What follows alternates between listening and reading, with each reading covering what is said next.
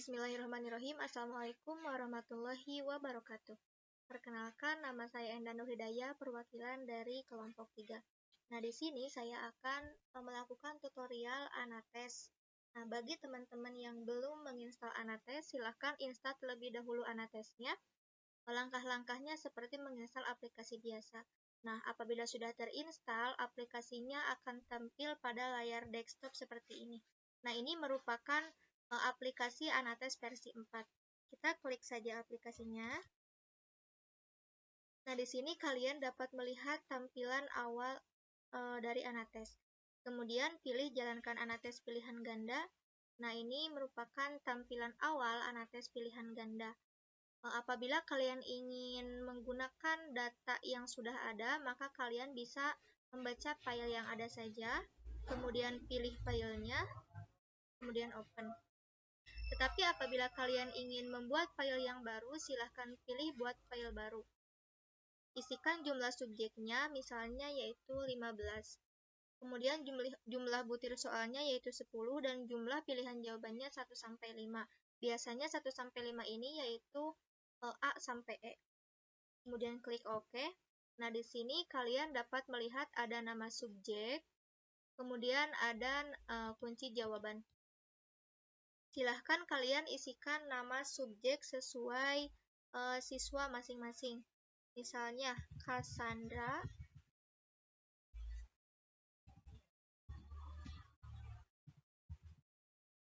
kemudian Dian, Dini, dan seterusnya sampai ke siswa 15. Kemudian kalian isikan kunci jawabannya, misalkan A, B, C, E, D, A, B, dan seterusnya.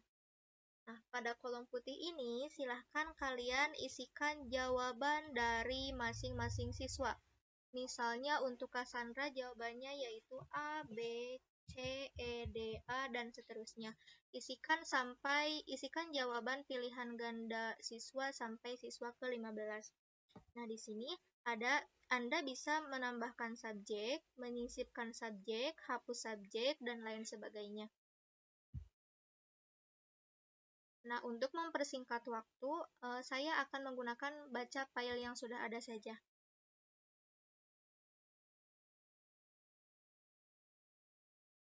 Kemudian pilih file yang sudah ada, kemudian open. Nah, di sini kalian dapat melihat data-datanya. Kemudian kembali ke menu utama.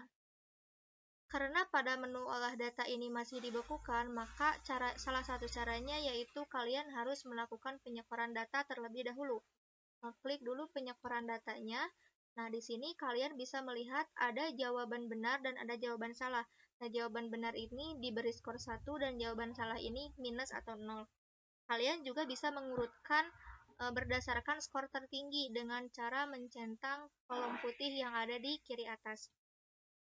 Nah, ini sudah terurut dari skor yang paling tinggi ke skor yang paling rendah. Nah, kalian dapat melihat bahwa standar deviasinya yaitu 2,13 atau simpangan bakunya yaitu 2,13, kemudian rata-ratanya yaitu 5,60. Nah, kembali ke menu utama. Kita lihat skor di bobot. Nah, pada skor di bobot, kalian bisa mengganti skor dari pilihan ganda kalian. Misalnya bisa diganti menjadi 2 atau menjadi 10. Nah, kita gunakan 1 saja.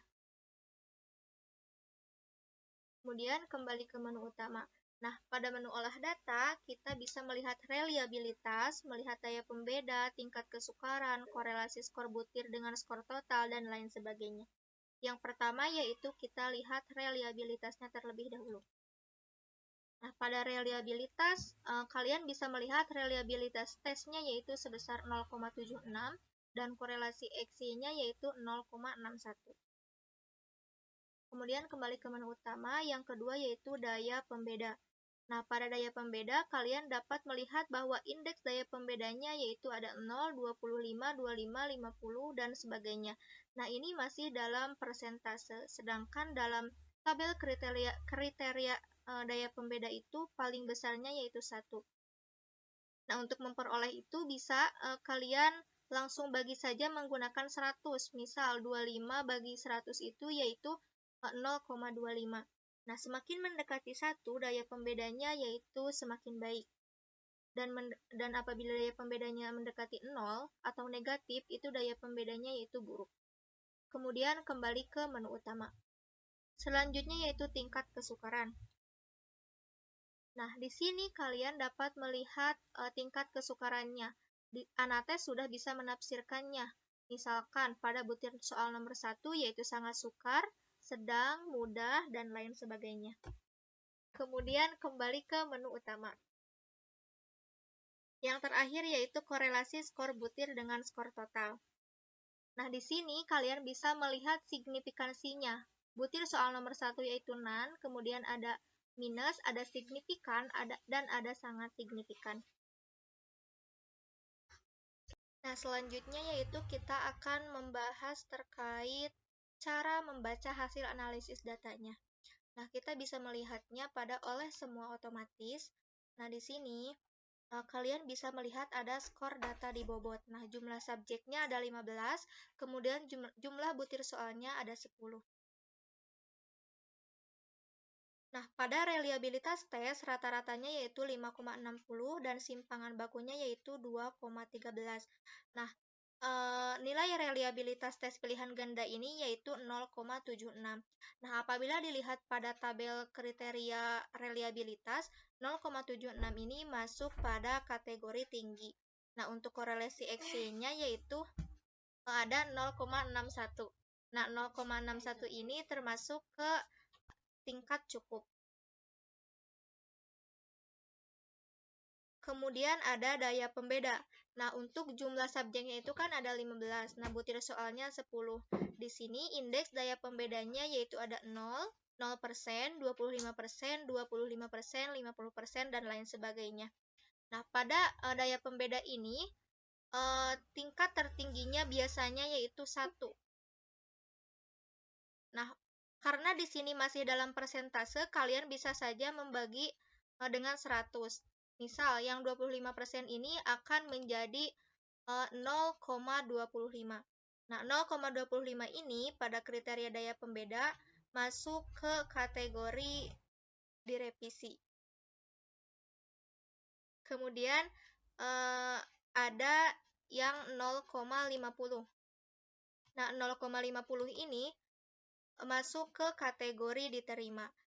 Sedangkan untuk indeks daya pembedanya yang 0 ini masuk ke kategori ditolak. Kemudian ada tingkat kesukaran. Nah, pada tingkat kesukaran ini, Anates sudah bisa menafsirkannya secara langsung. Misal, untuk tingkat kesukarannya 0% itu sangat sukar, untuk tingkat kesukaran 66,67% yaitu sedang, dan untuk tingkat kesukaran 73,33 yaitu mudah, dan seterusnya.